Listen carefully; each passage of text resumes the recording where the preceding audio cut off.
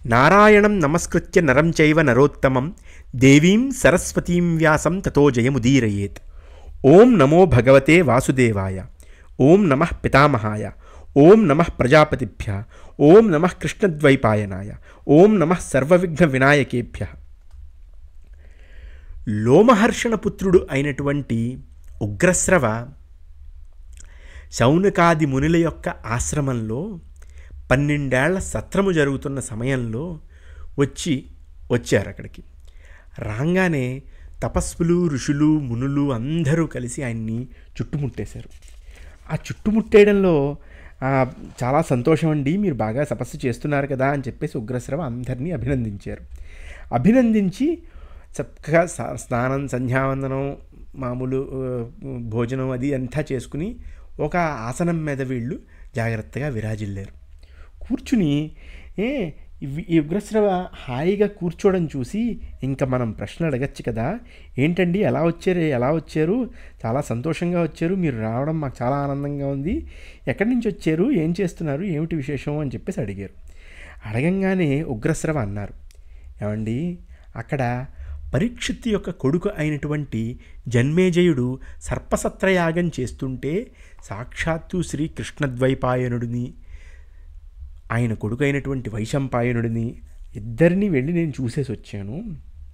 వాళ్ళు అక్కడ చాలా విచిత్రమైనటువంటి మహాభారతం కథలన్నీ చెప్తున్నారు.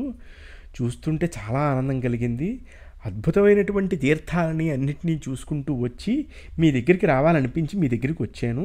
అక్కడే నేను వెడుతూ స్యమంతక పంచకం క్షేత్రానికి వెళ్ళి, కురుక్షేత్రానికి వెళ్ళి, అక్కడ ఏ క్షేత్రంలో అయితే కౌరవులు, పాండవులు బీభత్సమైనటువంటి యుద్ధం ఏదైతే చేసుకున్నారో దాన్ని నేను దర్శించుకున్నాను అని చెప్పేసి అన్నాడు.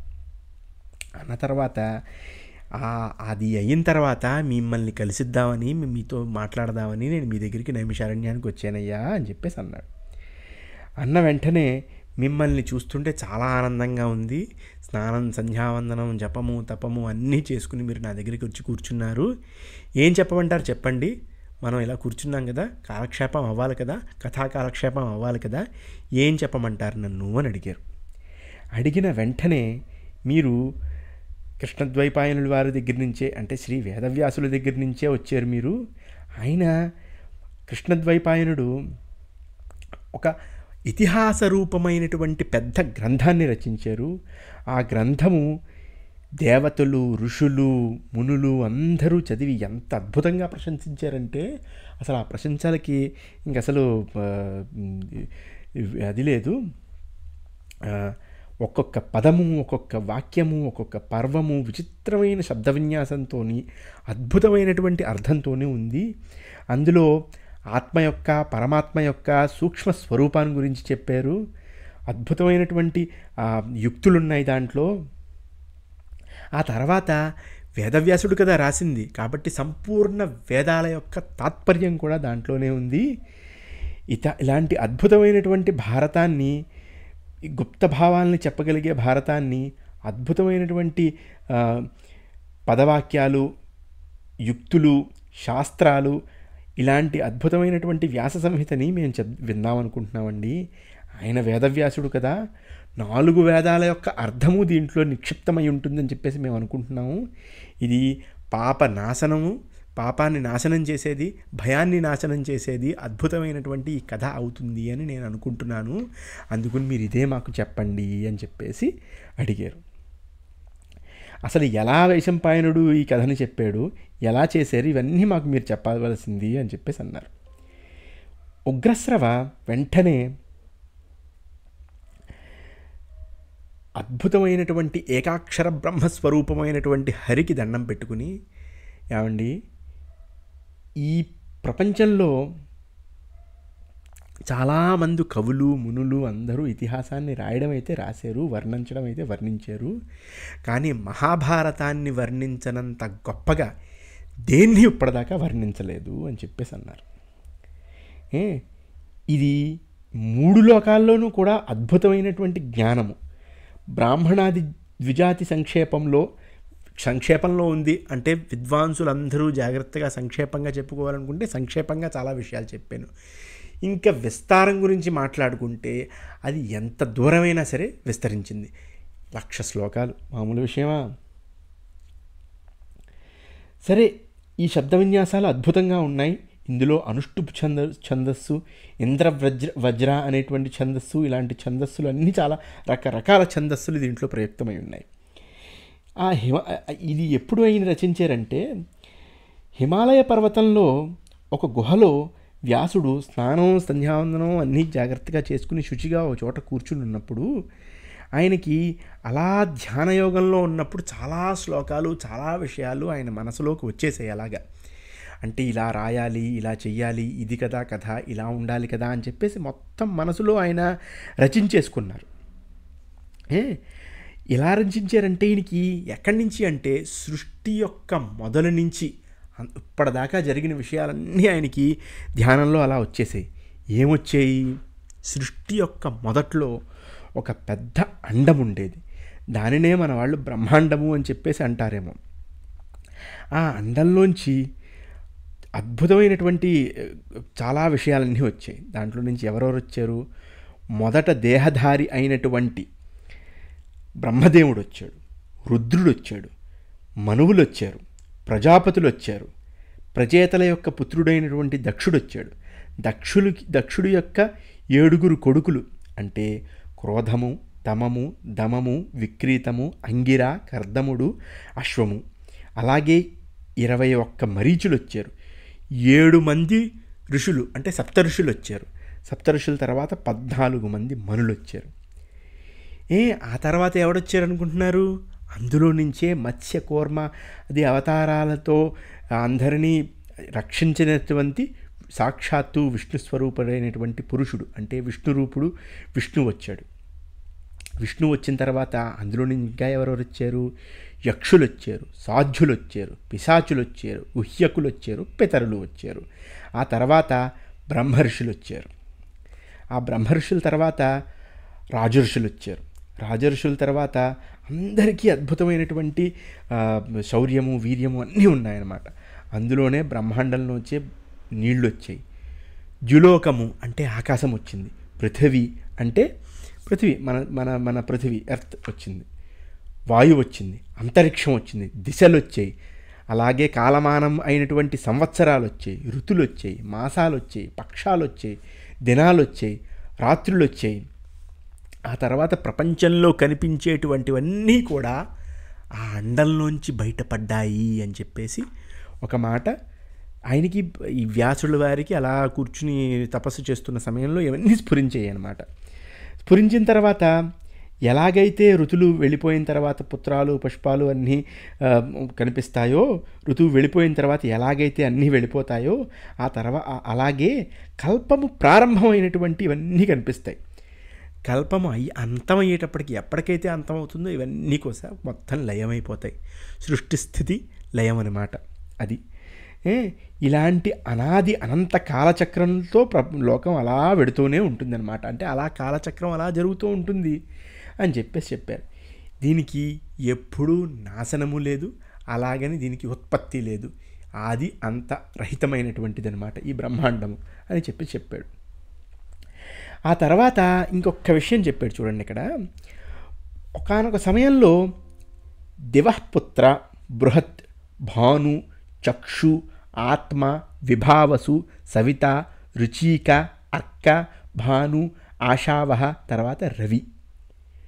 వీళ్ళందరిలోనూ ఆఖరివాడు రవి. రవి అంటే ఈ సూర్యులు అన్నమాట వీళ్ళందరూ. ఆఖరి రవికి రవి పృథివీని పెట్టుకున్నాడనమాట. పృథివీని తన వైపు పెట్టుకున్నాడు. ఆ తర్వాత ఈ రవి యొక్క కొడుకులు 2 ఉన్నారు. ఎవరు? దేవభ్రాట్ కొడుకుడు సుభ్రాట్. సుభ్రాట్కి 3 కొడుకులు. ఎవరు? దశజ్యోతి, శతజ్యోతి, సహస్రజ్యోతి అనేటువంటి కొడుకులు. ఈ దశజ్యోతికి 10,000 మంది పిల్లలు పుట్టారు. శతజ్యోతికి 100,000 అంటే 1,00,000 మంది పిల్లలు పుట్టారు. సహస్రజ్యోతికి 10 లక్షల మంది పిల్లలు పుట్టారు. ఈ సహస్రజ్యోతి అనబడేటువంటి రవి యొక్క కొడుకుల్లో నుంచే మనకి కురువంశము, యదివంశము, భరతవంశము, ఇక్ష్వాకు వంశము, ఇలాంటి వంశాలన్నీ బయటకు వచ్చాయి. దీంట్లో నుంచి చాలా వంశాలు అలా బయటకు వచ్చాయి. అలాగే మొత్తం భగవంతుడు ఇలా వేదవ్యాసుడు అలా కళ్ళతోటి చూస్తూ ఉంటే అలా కనిపించేస్తుంది అనమాట. కనిపించేస్తుంటే ఈ దశజ్యోతుల దగ్గర నుంచి ఏమేమి వచ్చాయి? రకరకాలైనటువంటి శాస్త్రాలు వచ్చాయి. శాస్త్రాలు ఏంటిది? ధనుర్వేదము, ఆయుర్వేదము, స్థాపత్య వేదము, గంధర్వ వేదము, లౌకిక శాస్త్రాలన్నీ కూడా ఈ దశజ్యోతి దగ్గర నుంచి వచ్చాయి. ఇవన్నిటినీ కూడా మహాభారతంలో ఈయన వర్ణించారు. మొత్తం ఇలాంటివన్నీ కూడా చిన్న చిన్నగాను వర్ణింపబడ్డాయి, అతి విస్తారంగా కూడా వర్ణింపబడ్డాయి. ఇక్కడ దీంట్లో కొంతమంది అంటారు కదా, ఈ గ్రంథం ప్రారంభం నారాయణం నమస్కృత్య నరం చైవ నరోత్తమం దేవీం సరస్వతీం వ్యాసం తతో జయముదీరేత్ నుంచి ప్రారంభమైంది అంటే నేను ఇంతకుముందు చదివిన శ్లోకం దగ్గర నుంచి ప్రారంభమైందని కొంతమంది అంటారు. కొంతమంది ఆస్తిక పర్వం దగ్గర నుంచి ప్రారంభమైంది అంటారు. అవన్నీ మనం మాట్లాడుకుందాం, తర్వాత తెలుస్తాయి. ఇంకవన్నీ మెల్లిగా అన్నీ బయటకు వస్తాయన్నమాట. ఇలా ప్రారంభించారు. మొత్తానికి ఇందులో అద్భుతమైనటువంటి కథలు ఉన్నాయి. ఇలాంటి కథ ప్రపంచంలో లేదు అని చెప్పేసి చాలా ఉందన్నమాట. ఇలాగే వ్యాసుడు మొత్తం బ్రహ్మచర్యంతో చాలా జాగ్రత్తగా ఉన్నాడు, వేదాల యొక్క విస్తారాన్ని చేశాడు, ఈ ఇతిహాసాన్ని రచించాడు. కానీ ఇప్పుడు ఈ ఇతిహాసం నేను రచించాను, నా మనసులో ఉంది, కానీ ప్రపంచం మొత్తానికి ఇది ఎలా వెడుతుంది ముందుకి, చాలా ఎక్కువ రచించేసాను, ఈ సంహిత చాలా పెద్దగా ఉంది అని చెప్పేసి అలా కొంచెం ఆలోచనలో ఉండిపోయాడు అనమాట వ్యాసుడు ఆలోచనలో ఉండిన సమయంలో సాక్షాత్తు బ్రహ్మదేవుడు అక్కడికి వచ్చాడు. బ్రహ్మదేవుడు వచ్చి అక్కడ కూర్చునేసరికి ఇంక వ్యాసుడికి ఒళ్ళుపై తెలియకుండా అలా దండం పెట్టుకుని నిలబడిపోయి ఏమిటండి మీరు ఏమిటి ఇలా వచ్చారని చెప్పేసి చాలా ఆశ్చర్యపోయేసరికి బ్రహ్మదేవుడిని ఉచిత ఆసనం వేసి కూర్చోపెట్టి ఇలా నుంచుండిపోయి అక్కడ కూర్చున్నాడు. తర్వాత జాగ్రత్తగా వెళ్ళి కూర్చున్నాడు. ఇంక అసలు ఆనందం తట్టుకోలేకపోతున్నాడు అనమాట. సాక్షాత్తు ప్రథమ దేహధారి అయినటువంటి బ్రహ్మ అక్కడికి వచ్చేసరికి ఇంక అసలు ఏం చేస్తాడు? ఇంకా సాక్షాత్తు బ్రహ్మ అక్కడికి వచ్చేసరికి ఇంక అసలు ఆనందానికి హద్దులు పద్దులు లేవు. అలా శుచిస్మితుడై కూర్చుని ఉన్నాడు, చిన్నగా నవ్వుతున్నాడు, బాగున్నాడు. ఆ తర్వాత ఈయన నాకు అర్థమైంది, నువ్వేమనుకుంటున్నావో, నువ్వు మనసులో అద్భుతమైనటువంటి ఓ కథని రాసేవని చెప్పేసి నువ్వు అనుకుంటున్నావు, రాసి దాన్ని ఎలా ముందుకు తీసుకెళ్లాలో నీకు అర్థం కావట్లేదు, అంత ఎవరు రాస్తారనేది కూడా నీకు అర్థం కావట్లేదు. అసలు ఇందులో మొత్తం శాస్త్రాల యొక్క విస్తారమైనటువంటి వర్ణన ఉంది, ఇతిహాసం ఉంది, పురాణాలు ఉన్నాయి దీంట్లో. అసలు ఇంతకంటే ప్రశస్తికరమైనటువంటి కథ లేదు. ఇందులో భూతం ఉంది, వర్తమానం ఉంది, భవిష్యత్తు ఉంది, అన్నిటి గురించి మీరు చెప్పున్నారు. దీంట్లో జన్మ మృత్యు జరా వ్యాధి అయినటువంటి అన్నిటి గురించి దీంట్లో చెప్పున్నారు. నిజం ఉంది, అబద్ధం ఉంది, అన్నీ ఉన్నాయి. అలా అన్నీ ఇంకా ప్రపంచంలో ఉన్నవన్నీ దీంట్లో ఉన్నాయని చెప్పారు. వర్ణాల యొక్క వర్ణన ఉంది, ఎలా బ్రహ్మక్షత్రియ వైశ్యశూద్రులు ఎలా చెయ్యాలి, వాళ్ళ కర్తవ్యాలేంటి, పురాణాలలో అసలు ఏం జరుగుతుంది, ఇవన్నీ ఉన్నాయి మీకు. తపస్య ఎలా చేయాలి, బ్రహ్మచర్యం ఎలా చేయాలి, అనుష్ఠానం ఎలా చేయాలి, మొత్తం అంతరిక్షంలో ఉన్న వస్తువులన్నిటి గురించి, పృథివీ గురించి, చంద్రమ గురించి, చంద్రుడి గురించి, రవి గురించి, గ్రహాల గురించి, నక్షత్రాల గురించి, యుగాల గురించి, కృతయుగం గురించి, త్రేతాయుగం గురించి, ద్వాపరయుగం గురించి, కలియుగం గురించి, అలాగే ఋగ్యజు సామ వేదాల గురించి, అసలు ఆధ్యాత్మ శాస్త్రం గురించి, న్యాయం గురించి, శిక్ష గురించి, చికిత్స గురించి, దానం గురించి, అద్భుతమైనటువంటి శస్త్రాల గురించి దీంట్లో ఉంది. ప్రపంచంలో ఉండే తీర్థాలన్నిటి గురించి దీంట్లో ఉంది. దేశంలో నదులు, పర్వతాలు, వనాలు, సముద్రాలు అన్నిటి గురించి దీంట్లో ఉంది.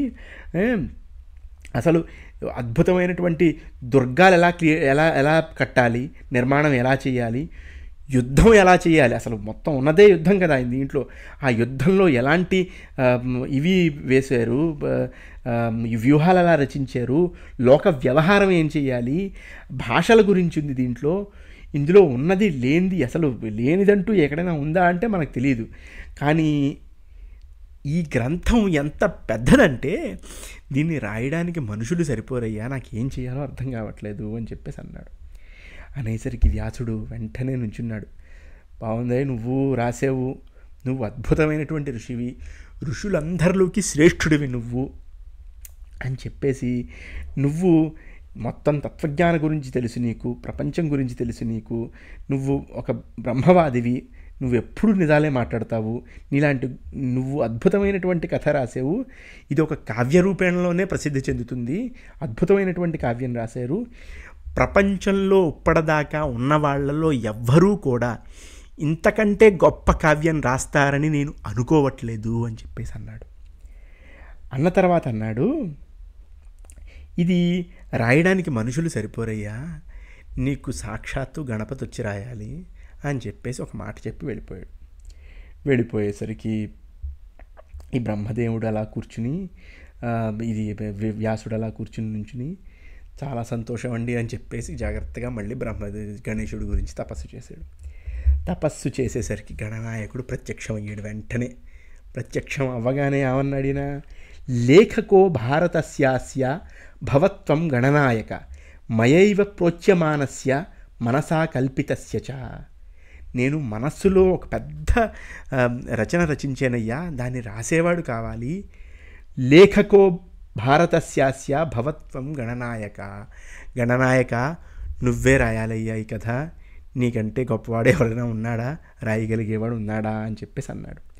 ఇది వినంగానే ఈ గణపతికి, నేను రాస్తాను, నాకు రాయగలిగే శక్తి గట్టిగా ఉంది, కానీ ఇందులో ఒకటి ఉందయ్యా, నువ్వు జాగ్రత్త పడాల్సిన విషయం, ఎందుకంటే నాకు విఘ్నాలు కలగకూడదు, నేను అసలు విఘ్నాలు నాకు దగ్గరికి రావు నాకు, అందుకుని నువ్వు రాస్తున్న సమయంలో ఒక క్షణమైనా కొంచెం నువ్వు చెప్పడంలో కొంచెం విలంబం చేసావంటే అది నాకు నాకు నానా చికాకుగాను ఉంటుంది అని చెప్పేసి అన్నాడు అనమాట. అనేసరికి వెంటనే ఈయన వ్యాసుడు అన్నాడు తెలివితేటలుగా,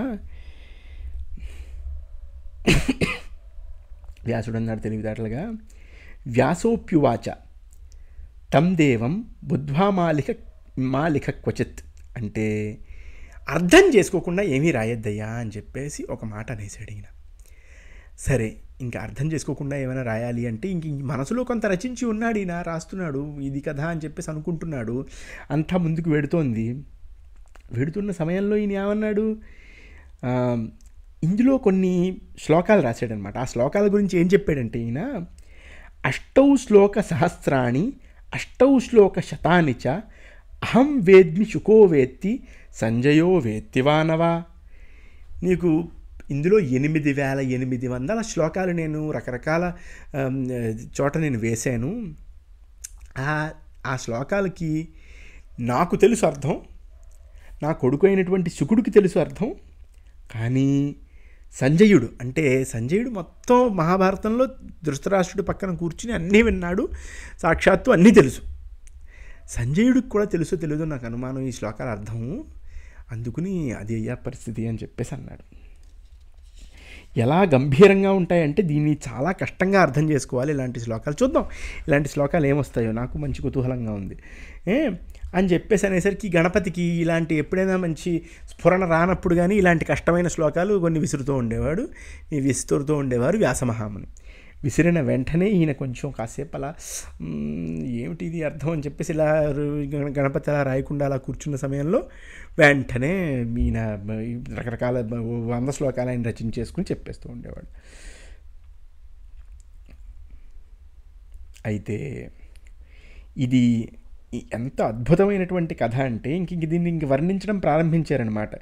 ఎలా అంటే ఇందులో ఏమేమిటి జరుగుతాయి, పర్వాలు ఏమేమి ఉన్నాయి అని చెప్పేసి చెప్పడం ప్రారంభించి ఈ భారతాన్ని ఒక చెట్టు కింద వర్ణించాడు ఇతను.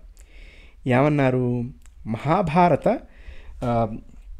సంగ్రహాధ్యాయము అని చెప్పేసి మనకు వస్తుంది, పర్వ సంగ్రహం వస్తుంది ఇప్పుడు రాబోయే అధ్యాయంలో. ఇవి బీజం అనమాట.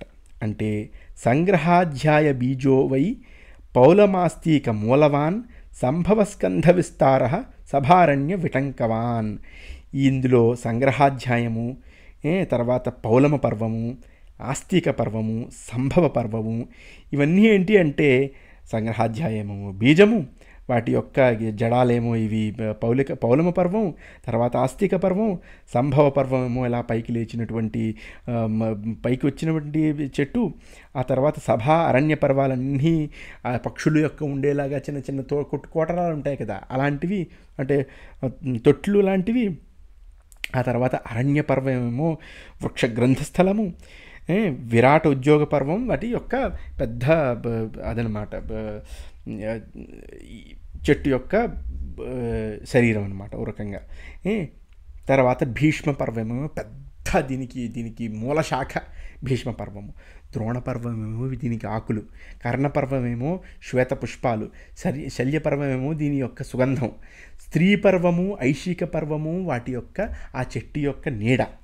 ఆ తర్వాత శాంతి పర్వము దీని యొక్క ఫలము అని చెప్పాడు. అశ్వమేధ పర్వము ఆ ఫలము యొక్క అమృతమయమైనటువంటి రసము. ఆశ్రమవాసిక పర్వమేమో అక్కడ ఆశ్రయం తీసుకుని కూర్చునే వాళ్ళ ఆశ్రయం ఉంటుంది కదా అది. మహౌసల పర్వమేమో ఆ శాఖల యొక్క అంతిమ భాగము. తర్వాత ఇంతమంది అలా కూర్చుని సదాచారంగా హాయిగా ఉంటూ ఉంటారనమాట. మళ్ళీ ఇదే ముక్క చెప్తాడు మళ్ళీ ఇక్కడ ఏంటంటే, ప్రపంచంలో ఇంతకంటే గొప్ప కవులు ఉండొచ్చు కానీ ఇంతకంటే గొప్ప కావ్యం లేదు. ఏం చేసినా సరే, ఎంతమంది చేసినా సరే, దీన్ని ఎన్ని రకాలుగా వాడుకున్నా సరే మహాభారతం కంటే పెద్ద గ్రంథము లేదు అని చెప్పేసి ఒక మాట గట్టిగా అనేసి చెప్పేశాడు ఇందులో. చెప్పేసి ఇంకా ప్రారంభం చేశాడు ఇక్కడ. ఏమిటి, ఒకానొక సమయంలో కృష్ణద్వైపాయనుడు వాళ్ళ అమ్మగారి అంటే సత్యవతి గారి మాట విని, ఆ తర్వాత పరమజ్ఞాని అయినటువంటి గంగాపుత్రుడైనటువంటి భీష్మ పితామహుడు ఆజ్ఞ విని, విచిత్రవీర్యుడి యొక్క భార్యలు ఉన్నారు కదా, ఎవరు, అంబిక నుంచి అంబాలిక, ఆ తర్వాత దాసిపుత్రుడి నుంచి 3 కన్నారు. ధృతరాష్ట్రుడు, పాండురాజు, విదురుడు అని చెప్పేసి. వీళ్ళందరూ చాలా గొప్పవాళ్ళు. సరే, అంతా అయిపోయింది. వ్యాసుడు తన పుత్రులు పుట్టేసిన తర్వాత జాగ్రత్తగా వెళ్ళిపోయి మళ్ళీ తపస్సు చేసుకుంటున్నారు. ఆ 3 పుత్రులు ఎప్పుడైతే పరమాగతికి చెందారో, అంటే వెళ్ళిపోయారో శరీరాన్ని విడిచిపెట్టి, అప్పుడు వ్యాసుడు మహాభారతం యొక్క ప్రవచనాన్ని మొదటిసారి చేశాడు. ఎవరి దగ్గర చేశాడు?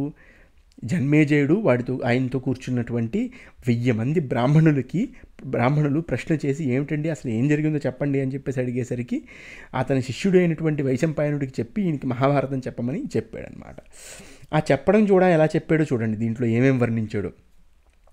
కురువంశం యొక్క విస్తారము, గాంధారి యొక్క పాతివ్రత్యము అంటే ధర్మశీలత, విదురుడి యొక్క తెలివితేటలు, ప్రజ్ఞ, కుంతిదేవి యొక్క ధైర్యము అన్నిటినీ వర్ణించాడు. కృష్ణుడు మహాత్మ్యము అంటే ఏంటి, నందనుడైనటువంటి కృష్ణుడు మహాత్మ్యము, పాండవుల యొక్క ధర్మశీలత, సత్యపరాయణత, ధృతరాష్ట్ర పుత్రుడైనటువంటి దుర్యోధనుడి యొక్క దుర్వ్యవహారము, ఇలా మొత్తం ప్రపంచమంతా మొత్తం మన మనుషులందరి గురించి చెప్పాడు. 1,00,000 శ్లోకాలు అయ్యాయి అని చెప్పాడు. మొదటిలో ఆయన భారత సంహిత అని రాసే దాంట్లో 24,000 శ్లోకాలు ఉన్నారు. ఆ తర్వాత మొత్తం పెద్దగా ఆయన ఏం చేశారు, ఒక అనుక్రమణికా సూచి అని చెప్పేసి తయారు చేశారు. ఇప్పుడు మనం చదువుతున్నది అనుక్రమణికా పర్వం అనమాట. ఇందులో చిన్న అధ్యాయం చేశారు. దీంట్లో తక్కువ శ్లోకాలే ఉన్నాయని చెప్పేసి అన్నారు. సరే, 150 శ్లోకాలు ఉన్నాయని చెప్పేసి అన్నారు. ఆ తర్వాత శిష్యులకి చెప్పారు. శిష్యులకి చెప్పి తర్వాత 60 లక్షల శ్లోకాలు ఉండేటువంటి ఇంకో సంహిత తయారు చేశారు. అందులో 30 లక్షలు కాస్త దేవలోకంలోకి వెళ్ళిపోయింది. పితృలోకంలో 15 లక్షల శ్లోకాలు ఉన్నాయి. గంధర్వలోకంలో 14,000 శ్లోకాలు ఉన్నాయి. 14 లక్షల శ్లోకాలు ఉన్నాయి. అలా చదువుతూ ఉంటారు. మనుష్యలోకము అంటే మర్త్యలోకంలో, మనలోకంలో 1,00,000 శ్లోకాలు ఉన్నాయి మహాభారతంలో అని చెప్పేసి చెప్పాడు. ఆ తర్వాత ఈ శుకుడు వెళ్ళి గంధర్వులకి, యక్షులకి, రాక్షసులకి మహాభారతం చెప్పాడు.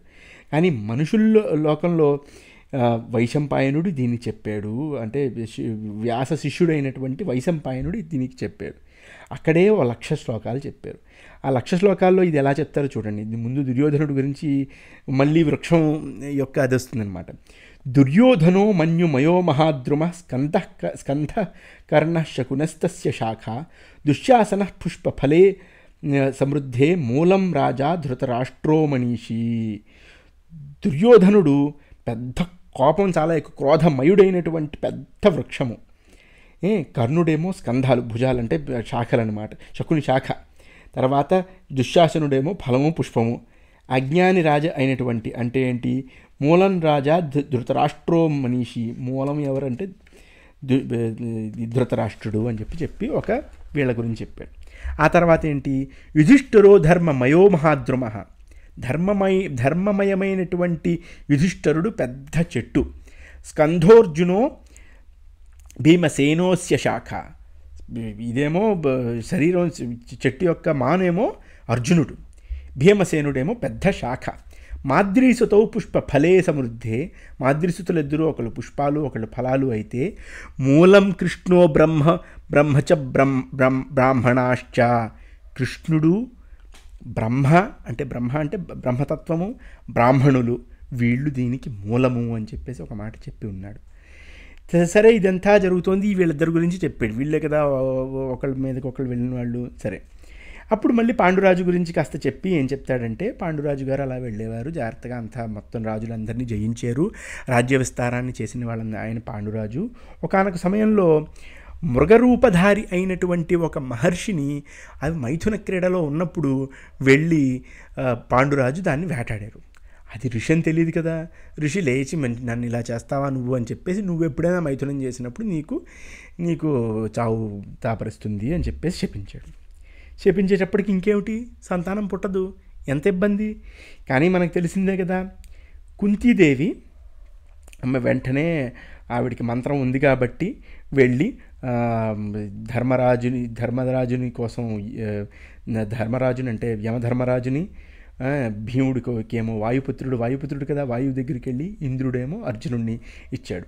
అశ్విని కుమారులిద్దరూ నకులుని సహదేవుణ్ణి ఇచ్చారు. వీళ్ళందరికీ పంచపాండవులు తయారయ్యారు. నకుల సహదేవులు మాద్రి ద్వారా కన్నారు. సరే, పాండురాజు వెళ్ళిపోయిన తర్వాత శరీరాన్ని విడిచిపెట్టి వీళ్ళందరూ కాస్త జాగ్రత్తగా వెళ్ళి హస్తినాపురానికి వచ్చారు. అక్కడేమో మీరు ధృతరాష్ట్రుడికి వెళ్ళి, ఇదిగో మీ తమ్ముడు కొడుకులు వీళ్ళు పాండురాజు పుత్రులు అని చెప్పేసి అనగానే చిన్న పిల్లలు చాలా అందంగా ఉన్నారు. ఆహా, ఇంత అందంగా ఉన్నారు, ఇంత బాగున్నారు, ఇంత హడావిడి చేస్తున్నారు, బాగుంది. కానీ ఎలా పుట్టేశారు, పాండురాజు వెళ్ళిపోయాడు కదా అని కొంతమంది. రాగానే ఈయన ధృతరాష్ట్రుడేమో అలా కాదయ్యా, అంతా బాగుంది, సంతోషం అని చెప్పేసి అలా మొత్తం చెట్లు అవి మంచి బాగా పువ్వులు అవి వర్ష చేసాయి, చాలా మంచి సువాసన వచ్చింది. వీళ్ళందరినీ చూసి చాలా సంతోషించారు. సంపూర్ణ వేదాలని వాడిని నేర్చుకున్నారు. ఆ తర్వాత ఇది ఇంకా టూకీగా మళ్ళీ వెళ్తుందనమాట. చూడండి, ఇక్కడ రాబోయే శ్లోకాలు కొన్ని అసలు నేను తట్టుకోలేకపోయింది. అంటే ఇంకా నేను చదవాల్సిందే అనే ఒక భావనలోకి వచ్చేసానమాట. అందుకని నేను చెప్తాను, అవి వస్తాయి మనకి. ఆ తర్వాత యుధిష్ఠిరుడు మంచి శౌచంగా ఉండేవాడు. యుధిష్ఠిరస్య శౌచేన ప్రీతా ప్రకృతయో భవన్ ధృత్యాచ భీమసేనస్య విక్రమేణార్జునస్య చ. ఇందులో గుణాలు చెప్తున్నారు. యుధిష్ఠిరుడు గుణం ఏమిటి అంటే శౌచము అంటే శాస్త్రాల్లో చెప్పబడ్డ విధంగానే ఉండేవాడు యుధిష్ఠిరుడు. ఆ శౌచంతో ఎక్కడ తేడాలనిచ్చేవాడు కాదు. భీమసేనుడికి ధైర్యము, ధృతి, అర్జునుడికి విక్రమము, బలం, పరాక్రమం అనమాట. నకుల సహదేవులకి గురుశుశ్రూషయాశాంత్య యమయోర్వినయేన చ. వినయము, గురుశుశ్రూష వీళ్ళు చేసేవారు. తుతోషలోక సకలస్తేషాం శౌర్యగుణేన చ. వీళ్ళందరూ ఆ శౌర్యగుణంతో బాగా చేసేవారు అనమాట. చేస్తున్న సమయంలో ఈయనకి మంచి, అర్జునుడికేమో మొత్తానికి ఆ మత్స్యభేదనం చేసి అర్జునుడు వెళ్ళి ద్రౌపదిని పెళ్లి చేసుకున్నాడు. ఆ తర్వాత మొత్తం ధనుర్ధారుల్లో పెద్ద పేరు తెచ్చుకున్నాడు. ఆ తర్వాత మొత్తం రాజులందరినీ జయించాడు. ఇందులో మళ్ళీ జరాసంధుడిని చంపారు, చేదిరాజు శిశుపాలుడిని కృష్ణుడి ద్వారా నిహతం చేశారు. ఆ తర్వాత ధర్మరాజు వెళ్ళి రాజసూయాగం చేశాడు. ఆ రాజసూయాగంలో కూడా చాలా బాగా చేశాడు. ఎంత దానం చేశారంటే ఇంక చెప్పలేనంత దానం చేశారు. ఇందులో మళ్ళీ ఎలాంటి దానాలు ఇంకుంటాయి కదా, మణి, సువర్ణ, రత్న, ఆవులు, గుర్రాలు, ఏనుగులు, ధనము, విచిత్రమైనటువంటి వస్త్రాలు, ఇంకా ఒకటి కాదనమాట. అలా రకరకాల వస్తువులన్నిటివి ఎవరిచ్చారు దానం? దుర్యోధనుడి ద్వారా ఇప్పించారు దానం. సరే, అలా మొత్తానికి దుర్యోధనుడు కర్ణుడు కలిసి అలా దానం చేస్తూ ఉండేవారు అలా కూర్చుని. పాండవుల యొక్క సమృద్ధిని చూసి దుర్యోధనుడికి మాత్రం కాస్త ఈర్ష్యాసూయలు ప్రారంభమయ్యాయి. ఆ తర్వాత మయసభాభవనంలో మనకి మామూలుగా దుర్యోధనుడికి జరిగిన అవమానమే కదా. ఆ సభాభవనంలో ఏదో నీళ్ళు అనుకుని భూమి అనుకుని నీళ్ళని పడిపోయి అక్కడ నానా గొడవ అయ్యి కృష్ణుడు ఎదురుకుండా భీముడు కాస్త కొంచెం అవమానించాడు అతన్ని. ఇంకా అవమానించేసరికి దుర్యోధనుడికి నానా చికాకు వచ్చేసింది. అసలు మొత్తం అలా కూర్చుండిపోయాడు. ఈ ధృతరాష్ట్రుడు కాస్త దుర్యోధనుడిని చూసి, ఏమిటయ్యా ఇలా చేసావు నువ్వు అని చెప్పేసి వెళ్ళి ఏం చేశాడు, ద్యోతక్రీడ ప్రారంభించమన్నాడు. ద్యోతక్రీడ సరే చేశారు. ద్యోతక్రీడ జరిగిన తర్వాత ఏం జరిగిందో మీకు తెలిసే ఉంటుంది కదా. ఆ తర్వాత చాలా దారుణమైనటువంటి విషయాలు జరిగాయి. ఇంక వీటిలన్నిటికీ కూడా ఎవరు బాధ్యుడు, సాక్షాత్తు ధృతరాష్ట్రుడే బాధ్యుడు. కానీ ధృతరాష్ట్రుడు ఇలా చేసాడని తెలియంగానే కృష్ణుడికి మాత్రం చాలా కోపం వచ్చింది. కాసేపు ఏమిటా ఆ పని, ఏమిటి అలా ద్యోతక్రీడ ఏమిటి, ఏమిటా గోల, నాకు ఇంత పెద్ద యుద్ధం వస్తుంది తెలుస్తుంది, నువ్వే కదయ్యా నాశనం అయిపోతావు అని చెప్పేసి వెంటనే ధృతరాష్ట్రుడిని తిట్టబోయాడు. కానీ తర్వాత ఏమనుకున్నాడంటే, వీళ్ళు పాపాత్ములు, వీళ్ళు భారం భూమికి, వీళ్ళు ఎందుకు బతకడం, వీళ్ళు వెళ్ళిపోవడమే మంచిదని చెప్పేసి ఒక మాట అనేసి, సరే ఇంకా ఏదైతే ఎలా పోతే అలా పోతారని చెప్పేసి అలా వదిలేశాడు. ఇందులో మళ్ళీ విదురుడు మాట వినలేదు, భీష్ముడి మాట వినలేదు, ద్రోణుడు మాట వినలేదు. ఇంక అసలు ఒకళ్ళు కాదు, ఇంకా దుర్యోధనుడు పట్టుదల పట్టి నానా గొడవ చేసి ఒక్కొక్కళ్ళని అలా చేశారు. ఆ తర్వాత పాండవులు కాస్త గెలిచేశారు. అది గెలిచిన తర్వాత దుర్యోధనుడు వెళ్ళిపోయాడు, కర్ణుడు వెళ్ళిపోయాడు, శకుని వెళ్ళిపోయాడు. ఇంకా ధృతరాష్ట్రుడు చాలా బాధపడిపోయాడు అనమాట. ఇంకా ధృతరాష్ట్రుడి యొక్క బాధ ఈ శ్లోకాల్లో ఉంటుందండి. ఇప్పుడు ఏంటంటే, ఇతను సంజయ నువ్వు నా మాట విను, ఈ యుద్ధానికి వినాశానికి నేను బాధ్యుడిని కాదు అని చెప్పేసి అన్నాడు. అసలు ప్రపంచంలో ఉన్న ఎన్ని రకాలుగా ఆలోచించినా ధృతరాష్ట్రుడే బాధ్యుడు. కానీ ఏం చేస్తానయ్యా, నా కర్మ, నేను ఏం చెప్పను. కొడుక్కి కోపం వచ్చేసినప్పుడు కొడుకు బాధపడిపోతున్నట్టు వాడితో పాటు నేను కూడా బాధపడిపోతూ ఉండేవాడిని. నేను ఏం చెప్పను, నేను అంధుడిని అయితే నా కొడుకుకైనా కొంచెం బాగుపడాలని చెప్పేసి నాకు అనిపిస్తుంది కదా. అసలు అతను దుఃఖపడిపోతే నేను బాధపడిపోయి, అసలు వీడు రాజసూయజ్ఞంలో ధర్మరాజు యొక్క సంపత్తిని చూసి వీడు ఈర్ష్యపడిపోయి ఇంక అసలు యుద్ధం చెయ్యలేక ఇక్కడ పెద్ద మాట మాట్లాడేశారు. యుద్ధంలో పాండవులని గెలిపించలేడు అతను. ఏంటంటే అమర్షణ స్వయం జేతుమశక్త పాండవానాం రణే, పాండవులని గెలవలేడు కాబట్టి ద్యోతాన్ని సృష్టించి ఇలా ఛలపూర్వకంగా కపటపూర్వకంగా ద్యోతం చేశాడు. ఈ ద్యోతం జరిగిపోయిన తర్వాత ఏమేమి జరిగాయో అవన్నీ ఆలోచిస్తుంటే నేను ఒక్క పని ఇప్పటిదాకా జరిగిన వాటిల్లో ఒక్కటి కూడా నాకు విజయం వస్తుందని ఎన్నాడికి తెలియదు నాకు అని చెప్పేసి ధృతరాష్ట్రుడు పాపం తెగ బాధపడిపోయాడు. ఏమంటాడంటే, ఇక్కడ శ్లోకాలు కొన్ని నేను చెప్తాను. నేను అన్ని శ్లోకాలు చదవాలని నాకు చాలా కోరికగా ఉంది. సరే చూసారు, చూడకపోతే జనాలు, కానీ నేను చదువుతాను చూడండి. యదాశ్రౌషం ధనురారమ్య చిత్రం యదాశ్రౌషం ధనురారమ్య చిత్రం విద్ధం లక్ష్యం పాతితం వై పృథీనాం కృష్ణాం హృతాం ప్రేక్షతాం సర్వరాజ్ఞ తదానాశంసే విజయాయ సంచయ. ఎక్కడి నుంచి ప్రారంభించాడంటే, ఆ పైన తిరుగుతున్నటువంటి అభేద్యమైనటువంటి ఒక లక్ష్యాన్ని ఓ బ్రాహ్మణ రూపంలో అర్జునుడు వెళ్ళి వేసేసాడు చూసారా, బాణం భేదించేసాడు చూసారా, భేదించి కృష్ణాం హృతాం ప్రేక్షతాం సర్వరాజ్ఞాం, అంత బ్రాహ్మణ వేషంలోనూ కృష్ణ అంటే ద్రౌపదిని వెళ్ళి తీసుకెళ్ళి అపహరించి హృతాం అంటే తీసుకెళ్ళిపోయి మిగతా రాజులందరూ అలా వెరిచూపులు చూస్తూ ఉండగా తీసుకెళ్ళిపోయాడు చూసావా. అప్పుడే నాకు అనిపించింది తదా నాశంసే విజయాయ సంజయ, అప్పటి నుంచే నాకు ఈ గెలుపు మీద ఆశపోయింది అని చెప్పేసి అన్నాడు. తర్వాత అంటాడు, యదాశ్రౌషం ద్వారకాయాం సుభద్రాం ప్రసహ్యోఢాం మాధవీమర్జునేన ఇంద్రప్రస్థం వృష్ణివీరౌ చ యాతౌ తదానాశంసే విజయాయ సంజయ. ద్వారకలో సుభద్రని దుర్యోధనుడికి ఇద్దామనుకున్నారు. దుర్యోధనుడు కాస్త అర్జునుడికి తీసుకెళ్ళిపోయాడు. కృష్ణుడు కాస్త సహాయం చేస్తే, ఇది ఏమో మళ్ళీ బలరాముడేమో కాసేపటిగా సరేలే ఇంకేం చేస్తామని చెప్పేసి పైగా మంచి కట్నాలు కానుకలు ఇచ్చి పంపించినప్పుడే నాకు అనిపించింది సుమా తదానాశంసే విజయాయ సంజయ, అప్పుడే నేను వదిలేశాను. యదాశ్రౌషం దేవ రాజం ప్రవిష్టం శరైర్దివ్యైర్వారితం చార్జునేన అగ్నిం తథా తర్పితం ఖాండవే చ తదా నాశంసే విజయాయ సంజయ. నేనేమో ఏదో పెద్ద వనం ఇచ్చాను, నేను ఖాండవనం ఇచ్చాను. ఆ ఖాండవనంలో మంచి ఇంద్రుడు కూడా వర్షం చెయ్యలేక, వర్షం పోయించలేక, వర్షం వల్ల ఆ అగ్నిని అగ్నిని కంట్రోల్ చేయలేకపోయడం వలన అర్జునుడు దివ్య బాణాలతో ఎలాగైతే ఆపేశాడో అప్పుడే అనుకున్నాను నేను, తదా నాశంసే విజయాయ సంజయ. యదాశ్రౌషం జాతుషాత్ వేష్మనస్తాన్ ముక్తాన్ పార్థాన్ పంచ గుంత్యాసమేతాన్ యుక్తం చైషాం విదురం స్వార్థసిద్ధౌ తదా నాశంసే విజయాయ సంజయ.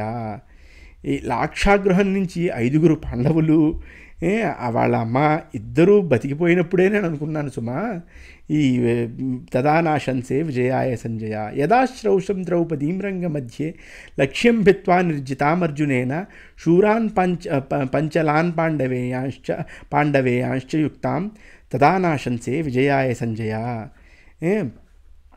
ద్రౌపదిని గెలిచారు కదా, ఇంతకుముందు కూడా చెప్పారు కదా, అలా ద్రౌపదిని గెలిచినప్పుడు కూడా నేను అనేసుకున్నాను, ఇంక అయిపోయింది.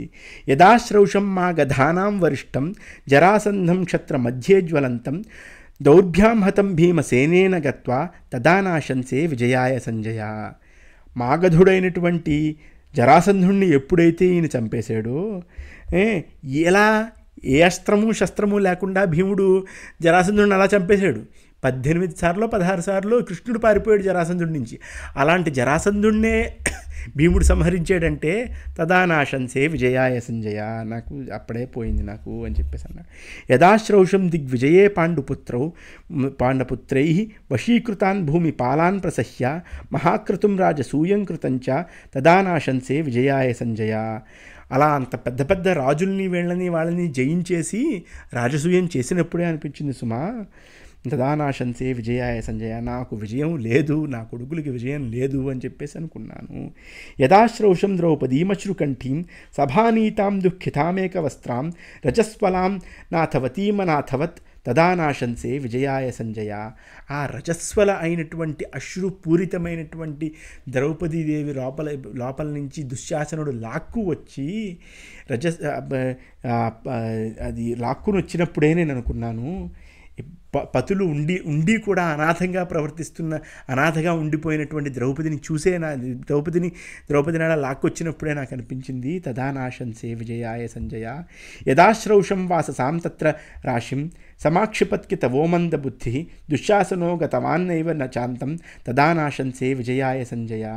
ఆ ధూర్తుడైనటువంటి మందబుద్ధి అయినటువంటి దుశ్శాసనుడు ఆ చీరలు లాగుతూ ఉన్నాడు. ఆ చీరలు పెద్ద పెద్ద అక్కడ రాసులు అయిపోయాయి. అక్కడ బట్టల రాసులు అంటే ఏంటి, వాససాం తత్ర రాశిం.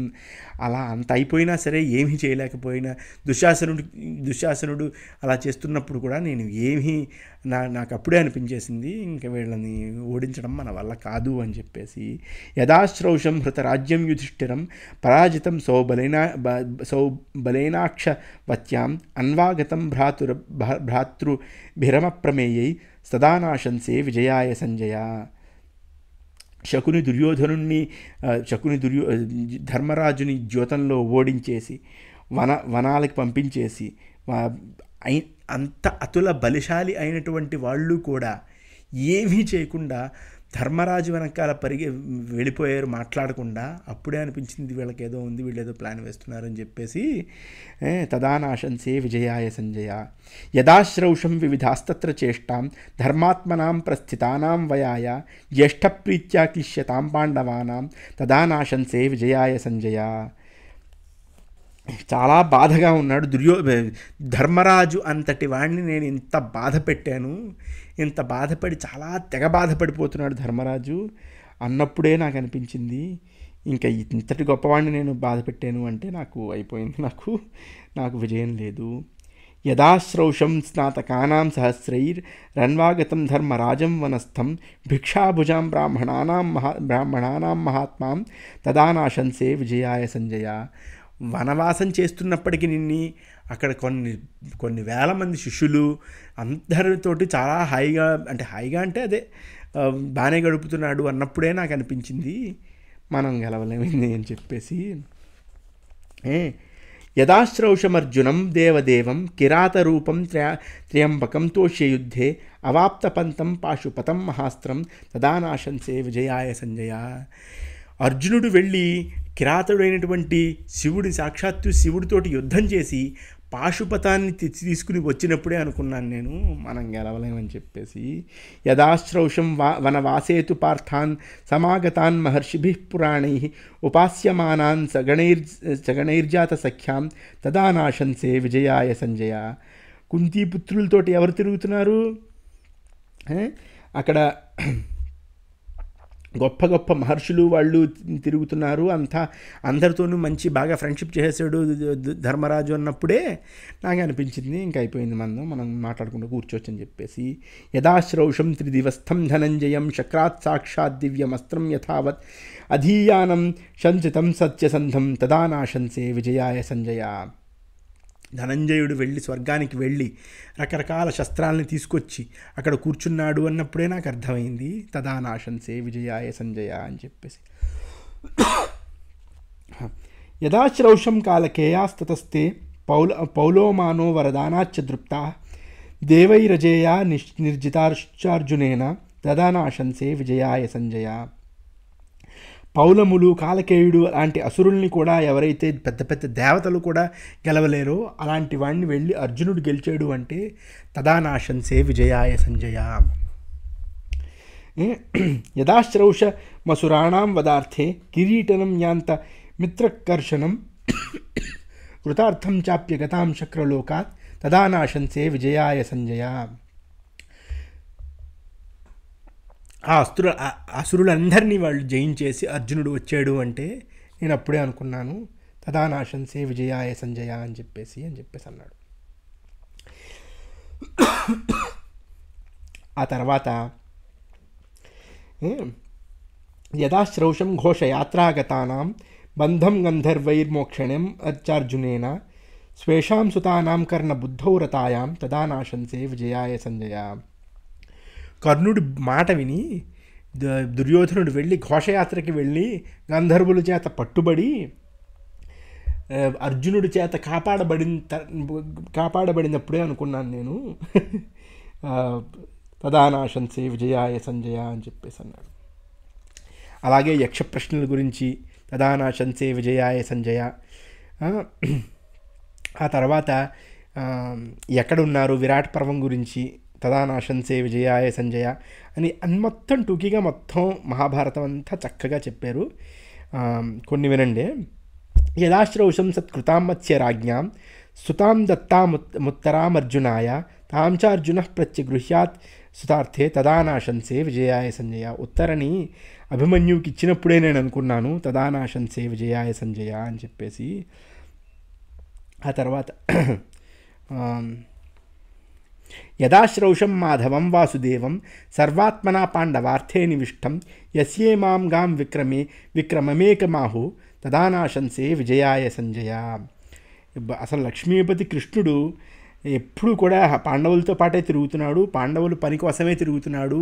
అప్పుడే నాకు అర్థమైంది తదానాశంసే విజయాయ సంజయ అని చెప్పేసి చెప్తున్నాడు అనమాట ధృతరాష్ట్రుడు సంజయుడితోటి. ఆ తర్వాత యదాశ్రౌషం నరనారాయణౌతౌ కృష్ణార్జునౌ వదతో నారదస్య అహం దృష్ట్వా బ్రహ్మలోకే చ సమ్యక్ తదానాశంసే విజయాయ సంజయ. నారదుడు ఆఖరికి నా దగ్గరికి వచ్చి కృష్ణుడు అర్జునుడు ఎవరనుకుంటున్నావు, నరుడు నారాయణుడు, నువ్వు వాళ్ళని గెలవలేవయ్యా అన్నప్పుడే నాకు అర్థమైంది నేను అయిపోయిందని చెప్పేసి నాకు అని చెప్పేసి అక్కడ లోక కళ్యాణం కోసం కృష్ణుడు వచ్చాడు అంటే యదాశ్రౌషం లోకహితాయ కృష్ణం శమార్థినం ఉపయాతం కురూణాం శమం కుర్వాణం మకృతార్థం జయాతం తదానాశంసే విజయాయ సంజయ. సంధి కోసం కృష్ణుడు వచ్చినప్పుడే నాకు అనిపించింది. ఆ తర్వాత చూడండి, యదాశ్రౌషం కర్ణ దుర్యోధనాభ్యాం బుద్ధిం కృతాం నిగ్రహే కేశవస్య తంచాత్మానం బహుధా దర్శయానాం తదానాశంసే విజయాయ సంజయ. ఇలా కృష్ణుడు అర్జునుడు కాస్త వెళ్ళి కృష్ణుడు కాస్త సంధికి వచ్చినప్పుడు కర్ణుడు దుర్యోధనుడు కాస్త వెళ్ళి పట్టేసుకుందాం అనుకున్నారు చూసారా, అప్పుడే అనుకున్నాను నేను ఓడిపోయానని చెప్పేసి అన్నాడు. యదా శ్రౌషం మంత్రిణం వాసుదేవం తదా భీష్మం శాంతనవం త్రిశతేషాం భారద్వాజం చాశినోనుబ్రువాణం తదా నాశంసే విజయాయ సంజయ. కృష్ణుడికి పాండవులని వెళ్ళి భీష్ముడు దుర్యోధనుడు విజయీభవ విజయీభవ అన్నప్పుడే నాకు అనిపించింది ఏమిటిది, యదా నాశంసే విజయాయ సంజయ అని చెప్పేసి అన్నాడు. ఇందులో మళ్ళీ చూడండి, యదాశ్రౌషం కర్ణ ఉవాచ భీష్మౌ నాహం యోత్స్య యుధ్య మానే త్వయీతి హిత్వా సేనామపచక్రామ చాపి తదా నాశంసే విజయాయ సంజయ. ఈ కర్ణుడు ఆఖరికి వెళ్ళి భీష్ముడు ఉన్నంతసేపు నేను యుద్ధం చేయను అని చెప్పి అన్నప్పుడే నాకు అనిపించేసింది తదా నాశంసే విజయాయ సంజయ అని. యదాశ్రౌషం వాసుదేవార్జునౌ తౌ తాం తథా ధనుర్గాండీవమప్రమేయం గ్రవీర్యాణి సమాగతాని తదా నాశంసే విజయాయ సంజయ.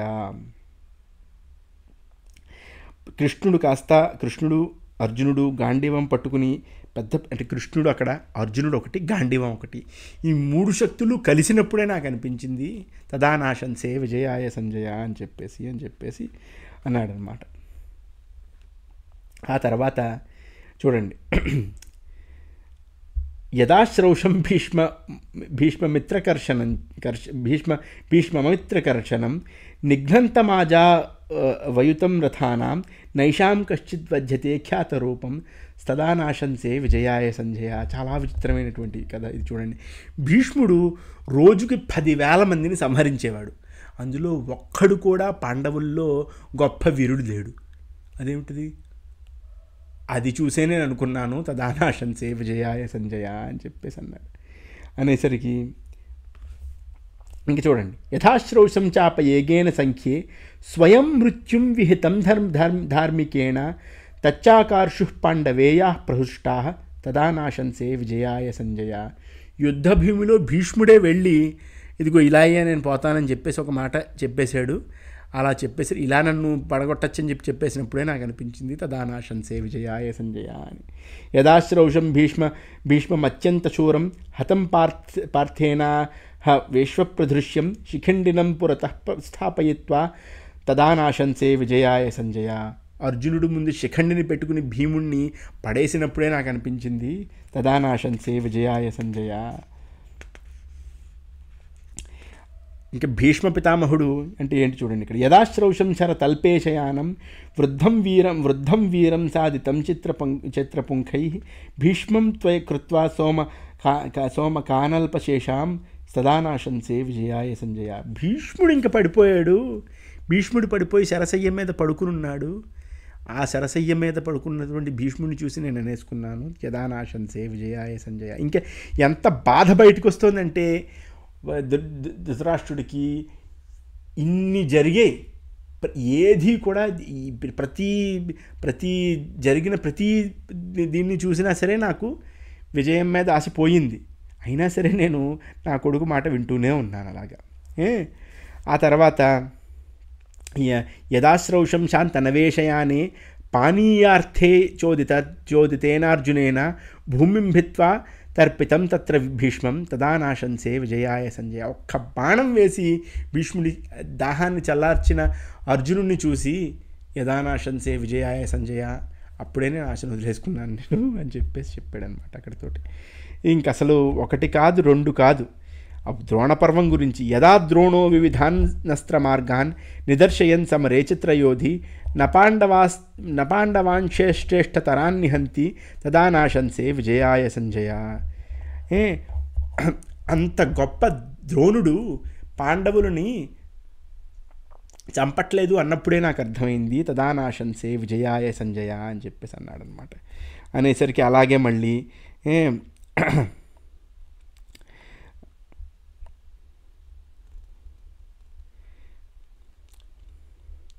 ఇక్కడ చూడండి, యదాశ్రౌషం వ్యూహమభేద్యమన్యై భారద్వజేనాత్త శస్త్రేణ గుప్తం భిత్వా సౌభద్రం వీరమేకం ప్రవిష్టం తదా నాశంసే విజయాయ సంజయ. ద్రోణుడు వ్యూహము రచించాడు అంటే అభేద్యం అవుతుంది. అది దాన్ని ఎవ్వరూ భేదించలేడు.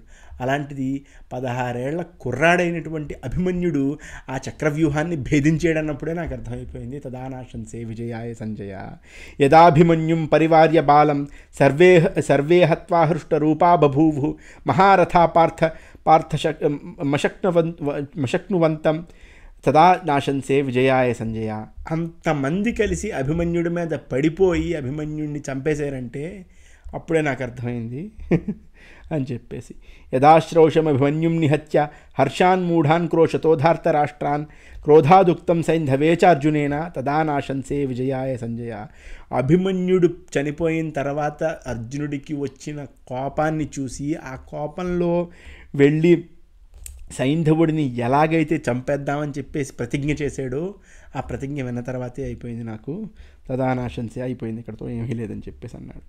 అలాగే జయద్రథుడిని అంటే సైంధవుడిని చంపేసిన తర్వాత ఆ సైంధవుడిని చంపడం చూసిన యదానాశంసే విజయాయ సంజయ.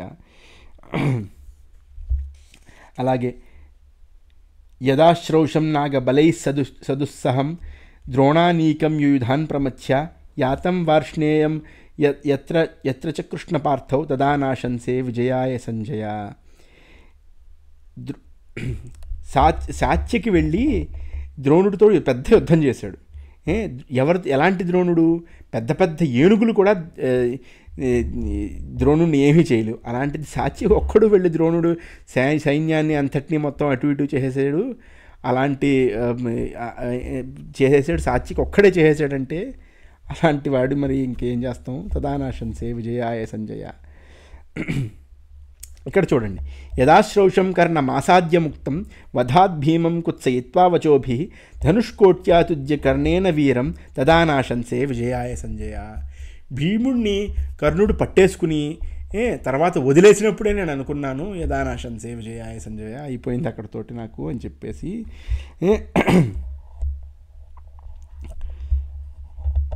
తర్వాత ఇక్కడ యదాశ్రౌషం దేవ రాజేన దత్తాం దివ్యాం శక్తిం వ్యన్సితాం మాధవేన ఘటోత్కచే రాక్షసే ఘోర రూపే తదానాశంసే విజయాయ సంజయ. ఇంద్రుడు ఒక పెద్ద దివ్యమైనటువంటి అస్త్రాన్ని ఇచ్చాడు కర్ణుడికి, కానీ ఆ కర్ణుడి మీద అది వెళ్ళి ఘటోత్కచుడి మీద వేసేసాడు చూసావా, అప్పుడే నాకు అనిపించింది తదానాశంసే విజయాయ సంజయ. ఇంకా తర్వాత ద్రోణుడు యొక్క మరణం. యదాశ్రౌషం ద్రోణమాచార్యమేకం దృష్టద్యుమ్నేనాభ్యతిక్రమ్య ధర్మం రథోపస్థే ప్రాయగతం విశస్తం తదానాశంసే విజయాయ సంజయ. అశ్వత్థామ వెళ్ళిపోయాడని చెప్పి తెలియంగానే ద్రోణాచార్యుడిని దృష్టద్యుమ్నుడు ఎలాగైతే కూర్చున్న ద్రోణాచార్యుడిని దృష్టద్యుమ్నుడు వెళ్ళి చంపేశాడో అది చూసి నేను అనుకున్నాను తదా యథానాశంసే విజయాయ సంజయ. యదా ద్రోణే నిహతే ద్రోణపుత్రో నారాయణం దివ్యమస్త్రం వికుర్వన్ నైషామంతం గతవాన్ పాండవానాం తదానాశంసే విజయాయ సంజయ. ఆ తర్వాత అశ్వత్థామ నారాయణాస్త్రాన్ని ప్రయోగించాడు, కానీ అది కూడా పాండవుల్ని ఏం చేయలేకపోయింది. ఇంకా మనకేం విజయం వస్తుంది అని వదిలేశాడు.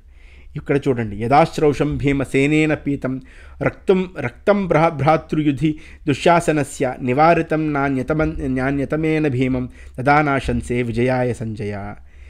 రణభూమిలో భీమసేనుడు వెళ్ళి దుశ్శాసనుడి యొక్క హృదయాన్ని చీల్చి రక్తపానం చేసినా సరే అక్కడ ఉన్నవాళ్ళు ఎవ్వరూ కూడా ఏమీ అనలేదు భీముడిని, తర్వాత ఎవ్వరూ ఏమీ చేయలేకపోయారు. తదానాశంసే విజయాయ సంజయ. యథాశ్రౌషం ద్రోణపుత్రంచ శూరం దుశ్శాసనం కృత వర్మాణమగ్రం యుధిష్ఠిరం ధర్మరాజం జయంతం తదానాశంసే విజయాయ సంజయ. అక్కడ ధర్మరాజు ఒక్కడే ద్రోణపుత్రుడైనటువంటి అశ్వత్థామని కొట్టేస్తున్నాడు, దుశ్శాసనుడిని కొట్టేశాడు, కృతవర్మని కొట్టేశాడు, వీళ్ళందరినీ ధర్మరాజు ఒక్కడే కొట్టేసేసరికి కూడా నాకు అనిపించింది యథానాశంసే విజయాయ సంజయ. అలాగే యదాశ్రౌషం నిహతం మద్రరాజం రణేశూరం ధర్మరాజేన సూత సదా సంగ్రామే స్పర్ధతే యస్తు కృష్ణం తదానాశంసే విజయాయ సంజయ. మద్రనరేషుడైనటువంటి శల్యుణ్ణి చంపేశాడు ధర్మరాజు. ఎలా? ఇంకా అక్కడితో కూడా అయిపోయిందనమాట.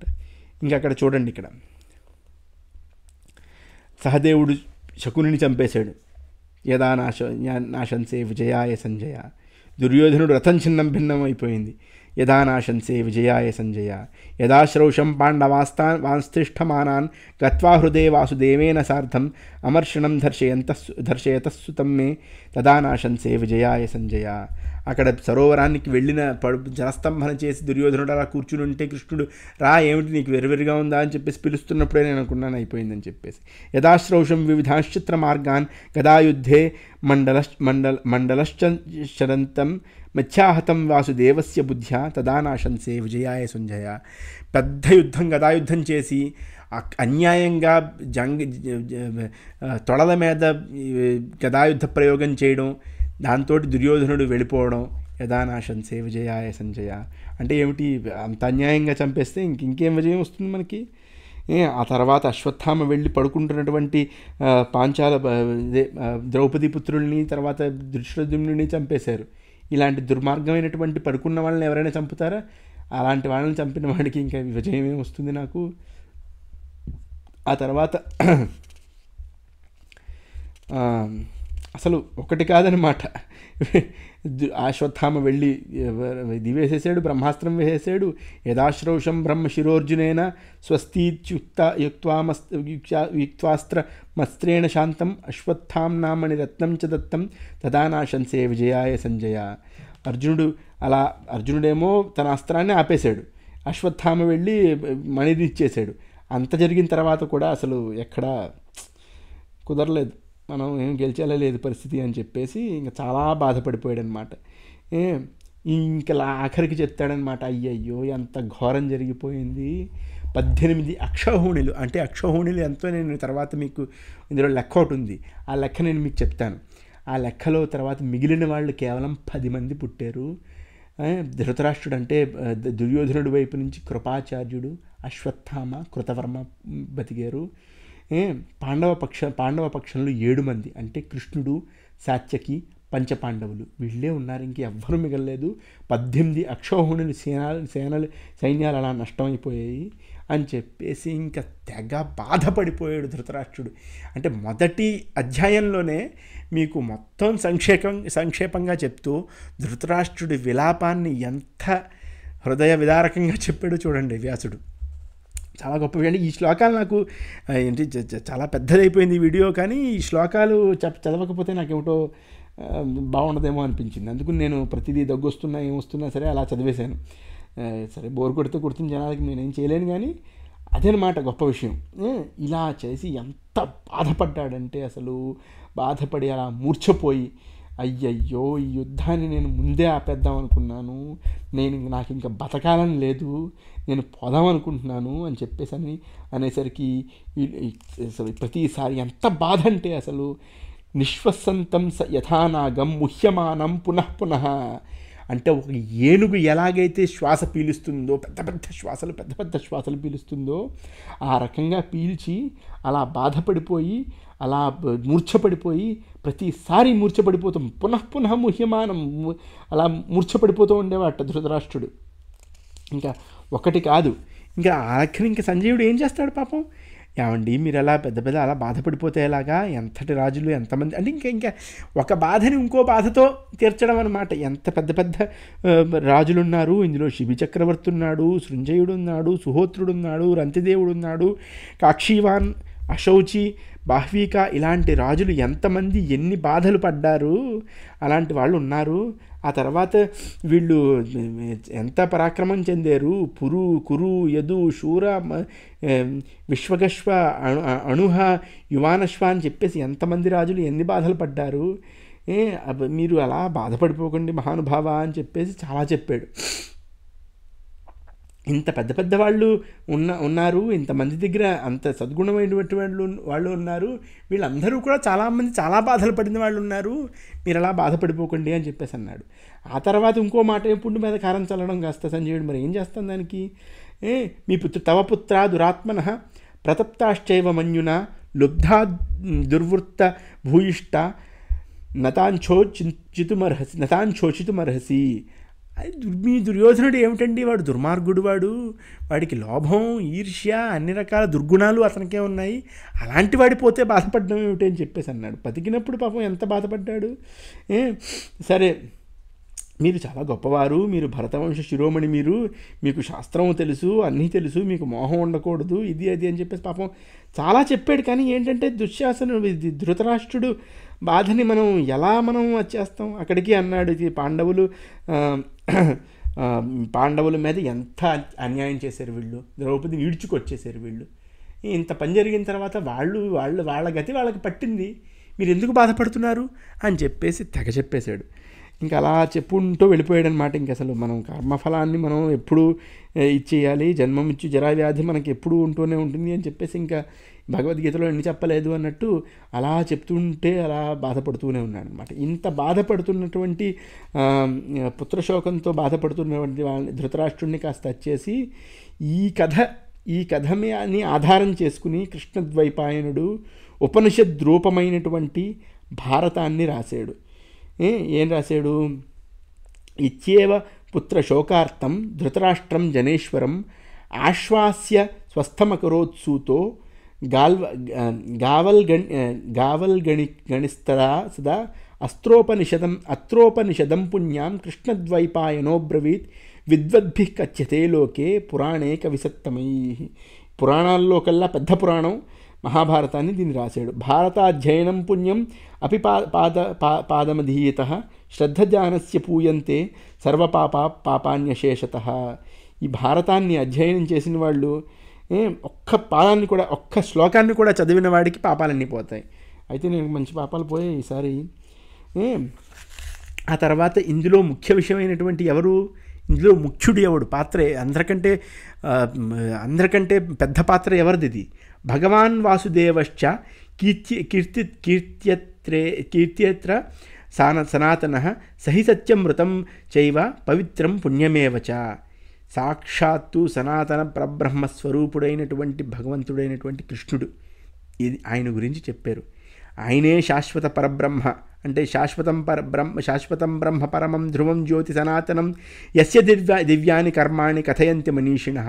పెద్ద వాళ్ళందరూ ఏం చెప్పారంటే శాశ్వత పరబ్రహ్మ స్వరూపమే కృష్ణుడే శాశ్వత పరబ్రహ్మ స్వరూపము, ఆయన గురించి చెప్పున్నాడనమాట. ఇంక అసలు ఒకటి కాదు దీంట్లో చెప్పినవి, చాలా చెప్పారనమాట. ఎలాంటి ఇందులో మళ్ళీ ఈ అనుక్రమణికా పర్వం చదివితే ఏమవుతుంది, ఎలాంటి పాపాలు పోతాయి, భ్రూణహత్య లాంటి పాపాలు పోతాయి, ఏ పర్వానికి దీన్ని చదివినా సరే చాలా అధ్యయనం మహాభారతం చదివినంత ఫలితం వస్తుంది. ఇప్పుడు ఈ పర్వం అనుక్రమణికా పర్వం గురించి అనమాట.